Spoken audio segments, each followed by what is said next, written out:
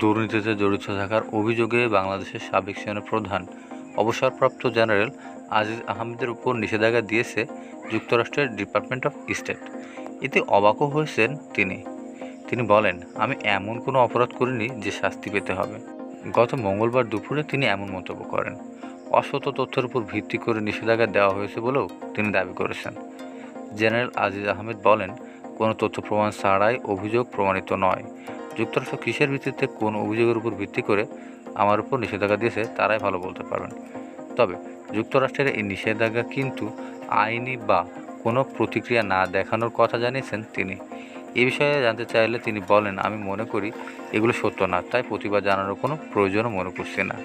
তিনি বলেন, বিজিবির মহাপরিচালক এবং সেনাপ্রধান থাকাকালীন সময়ে আমার কোনো ভাই, নিকটাত্মীয় এই দুই প্রতিষ্ঠানের কোথাও ঠিকাদারি করেছে তার কোনো প্রমাণ তথ্য দিতে পারলে আমি সব মেনে নেব।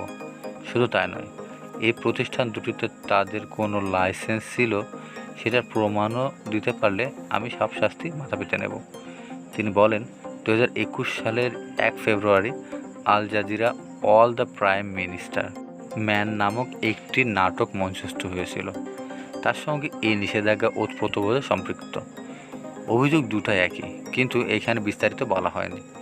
প্রথম অভিযোগ হলো, আমি আমার ভাইকে বাংলাদেশের যে আইন আছে তার অপরাধ কর্মকাণ্ড থেকে সে যেন এড়িয়ে চলতে পারে সেজন্য আমি আমার পছন্দ মতো পদবি ব্যবহার করে তাকে সহযোগিতা করে আমি করাপশন করেছি। এর উত্তর হলো, আমার সেই ভাই আমি জেনারেল হওয়ার অনেক আগেই বিদেশ গেছে। সে নিশ্চয়ই বৈধ পাসপোর্ট নিয়ে বিদেশ গেছে। তার চলে যাওয়া বা দেশে প্রচলিত আইনে ফাঁকি দেওয়ার ব্যাপারে আমি আমার পদবি ব্যবহার করেছি। এই অভিযোগটা আমি মেনে নিচ্ছি না, মেনে নিতে পারিও না, তা সঠিকও নয়। জেনারেল আজিজ আহমেদের উপর সোমবার নিষেধাজ্ঞা দেয় যুক্তরাষ্ট্র।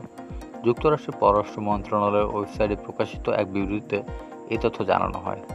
এই নিষেধাজ্ঞার কারণে আজিজ আহমেদ ও তার পরিবারের সদস্যরা যুক্তরাষ্ট্রে প্রবেশ করতে পারবে না।